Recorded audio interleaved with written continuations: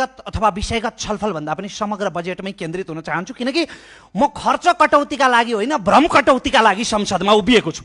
यो बजेटका धेरै विषयहरूमा मेरै शब्दमा अनावश्यक भ्रमको भाइरस फैलाइएको छ। सरकारले किसान देखेन, सरकारले किसान देखेन। सरकारले पशु पंक्षीको बिमामा यो बजेटमा 80% प्रिमियममा अनुदान दिँदैछ।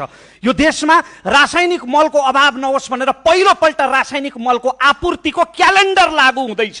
प्राङ्गारिक खेती प्रवर्धन, 10,000 हेक्टरलाई सिँचाइमा जोड्ने योजना, बाली बिमामा अनुदान, रासायनिक मलमा अनुदान, यी सबै हेर्दा एउटा गम्भीर प्रश्न जन्मिन्छ, यो सरकारले किसान देखेन कि प्रतिपक्षले राम्ररी बजेट पढेन?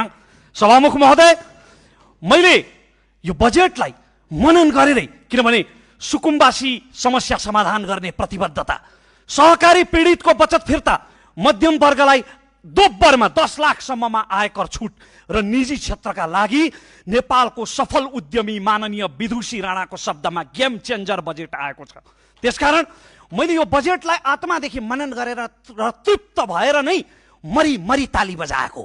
हामीले 3% कर लगाएकै हो सभामुख महोदय, तर संविधान प्रदत्त शिक्षा र स्वास्थ्यको मौलिक अधिकारमा कर लगाएको होइन, मौलिक अधिकार शिक्षा र स्वास्थ्यको व्यापारमा कर लगाएको हो सभामुख महोदय। मलाई आश्चर्य लाग्छ, यो 3% समता